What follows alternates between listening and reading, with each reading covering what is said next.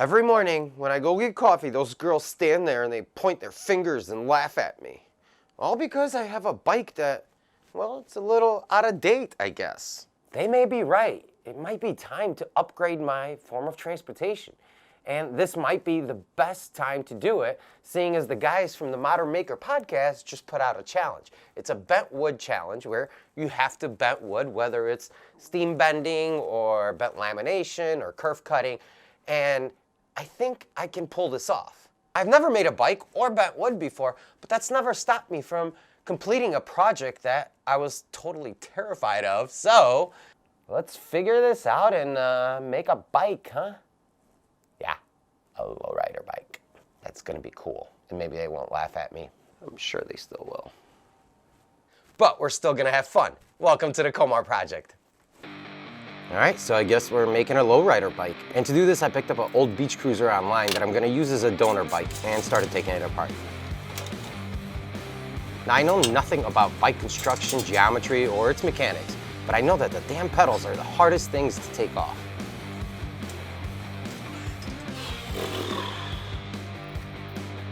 After breaking a sweat, a couple of curse words, I took the crankshaft off, the bars, and took my frustration out with a hammer.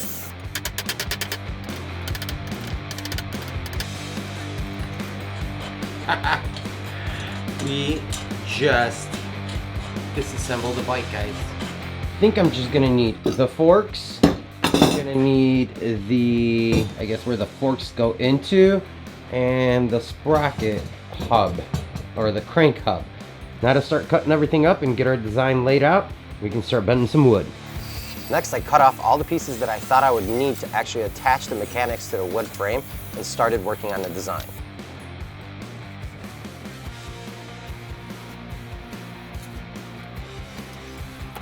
I cut a couple pieces of 2x4 into 1/8 inch strips and used CA glue to attach wood blocks to a sheet of plywood. That way I can clamp the strips and adjust the tension to get the shape I was happy with.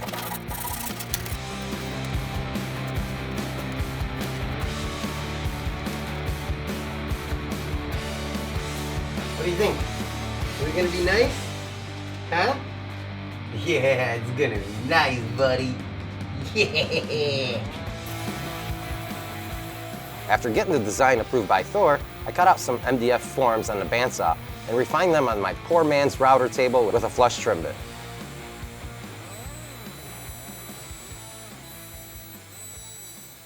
All right, so the forms for the frame are done. I still have the forks to do, but I'll figure that out down the road because I have no idea what I'm doing. But it's totally time to start bending some wood. I gotta go get some, and I'm thinking of ash and walnut because dark and light, they will contrast each other and look very, very cool.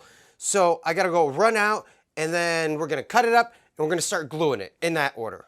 Unless Thor wants to go get ice cream, and then we'll go get ice cream. But then we'll come back and do everything else. So let's do it. Hey, dude, you wanna go get ice cream? Huh? Do you want ice cream? Yeah, let's go get ice cream.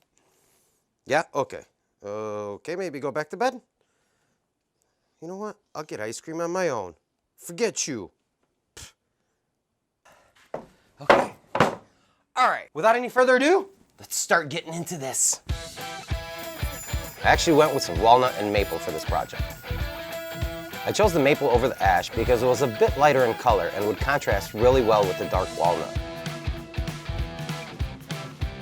After cutting a lot of strips just shy of an 1/8 inch thick, I put packing tape on the forms to prevent the glue from sticking and started applying lots of glue, and I mean lots.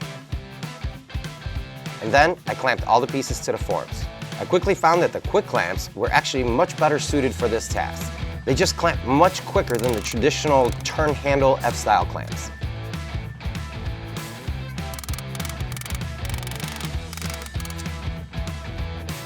Then I just repeated the bent lamination technique 12 more times for all the frame parts and did water bending for the front forks. I'll explain about that a little later.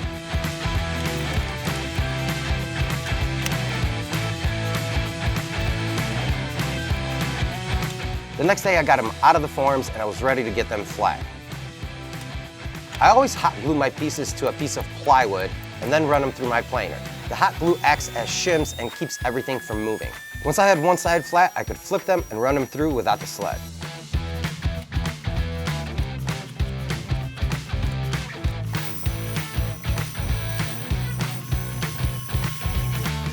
Then it was time to actually glue up the frame, and I'm using dominoes to do that. It's gonna help with the alignment and give me a little bit more strength. The butt joints that I'm using are not very strong, so the domino is actually gonna work like a floating mortise and tenon. The glue up went surprisingly well, and I was just waiting on something to go terribly wrong. But so far, so good.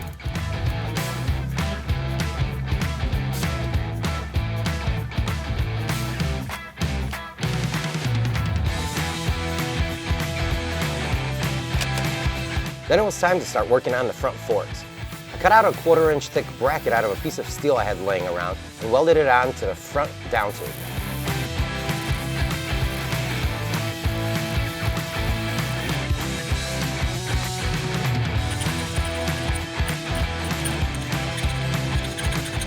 I needed to cut slits into the frame where the bracket would go and started out with a handsaw, but quickly realized that was going to take too long. So I tried the table saw, then the router, the saw again, then a drill, and finally a file. I'm so impatient when it comes to things like this. It probably took me much longer jumping through the tools, but I wanted to figure out the best way of doing it. And at the end of the day, it turned out that it was a combination of all of them. Way to go, Bart.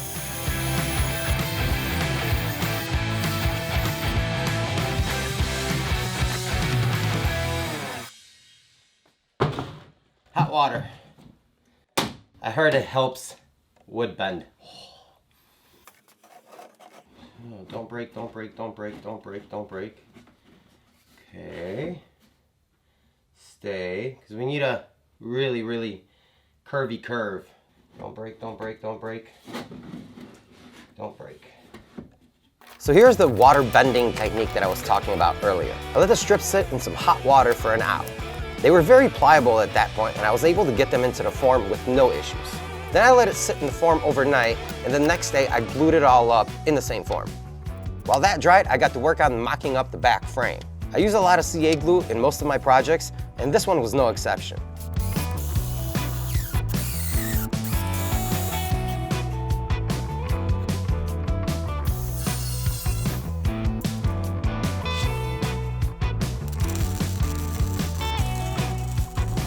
Then I welded on some back brackets to the rear frame and was pretty excited to see how the back wheel would actually look on it.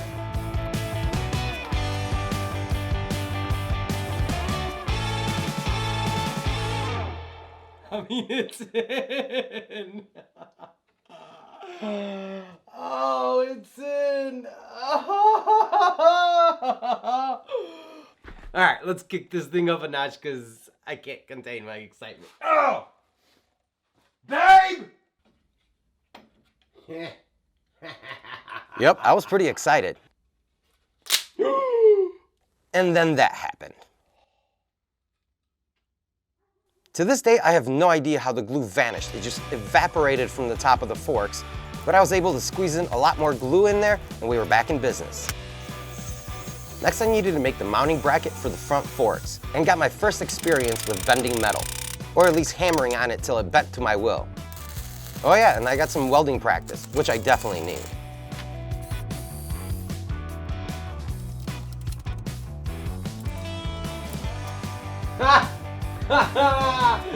Ladies and gentlemen, we got ourselves some forks. After the forks were done, I was excited to start playing around with the design for the handlebars. For some reason, I had a really hard time visualizing the wood still in its square form. So I used a round over bit on my router and made them round like handlebars should be.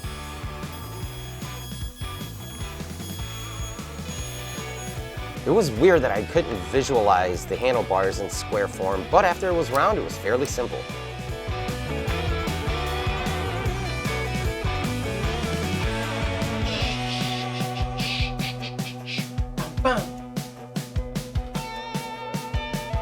That's cool.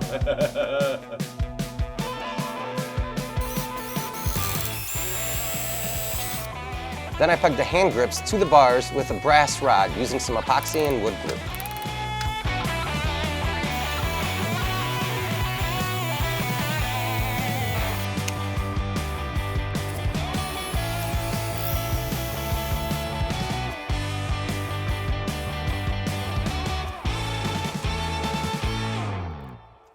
All right, it's finally time to start assembling this thing and actually glue it together and give it some strength. So in order to do that, we're gonna be using Total Bolt products, which are the sponsor of this project. First, we have Thixo, which is a fast curing epoxy and it has a tension strength of 13,500 and is gonna be perfect for my joints between wood and metal. Then for the frame, we're gonna be using Total Bolt's penetrating epoxy. This is actually gonna get into the fibers and tighten everything down for us. And then finally, we're gonna be using Finish in a Bag. This is Halcyon Clear by Total Bolt, and it's an awesome product. We're gonna spray this entire thing, and it's gonna give us that perfect glassy finish that we're looking for. And if you go to totalbolt.com right now and put in the code KOMAR when you check out, you get 20% off on all of these products and everything else in their line. So thank you so much to Total Bolt for sponsoring this build. Let's get back to this thing. Most of the shaping was done with a grinder and a sanding wheel, and the fine tuning with a multi-tool and disc sander.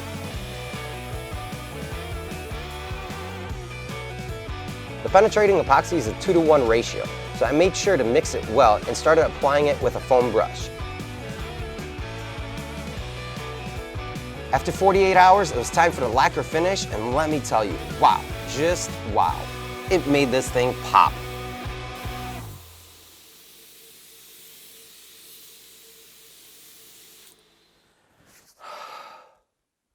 It turned out great. It really did. Oh, I couldn't be happier with this. All right, guys, today is assembly day, which is my favorite time of the build and also the most stressful because people only know you for the work that you put out, not the time that you actually put into it. So the 5-6 weeks that we have into this thing, it will mean absolutely nothing if it doesn't all come together. So let's find out if we got a piece of functioning art or a piece of firewood. Let's do it. Something's totally gonna go wrong.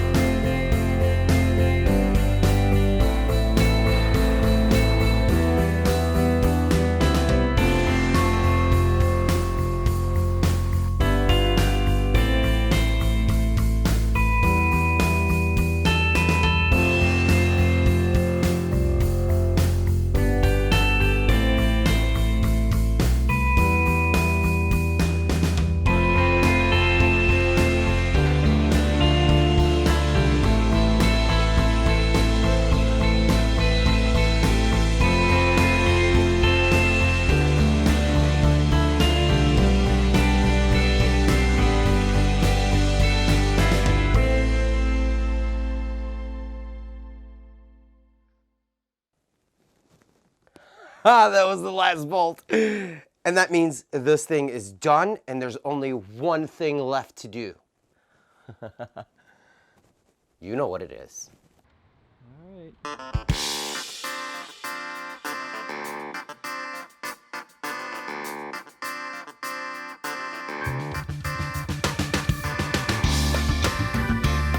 Yeah.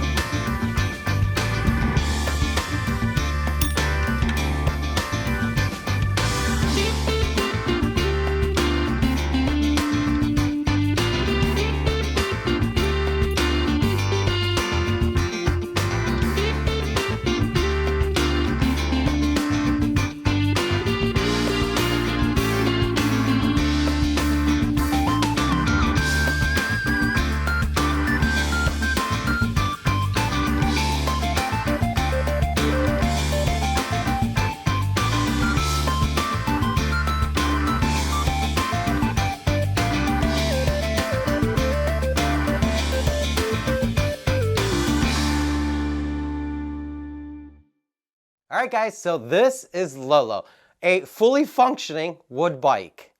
With the exception of a couple of metal brackets, it's pretty much all wood. So when I started this build, I had no idea what I was getting myself in for. I've never built a bike, bent wood, power carved, or fabricated parts.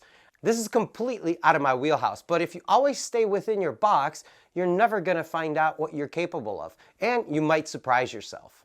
So I want to thank the guys over at the Modern Maker Podcast for actually putting on this challenge with Rockler and allowed me to experiment and grow my abilities in such a way that I never thought I could.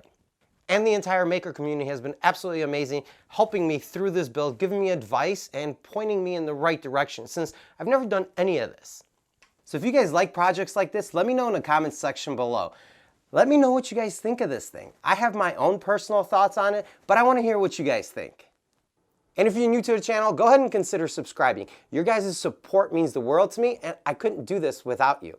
Thank you so much for joining me on this wild and crazy experience. I will see you guys next time, maybe with a sidecar.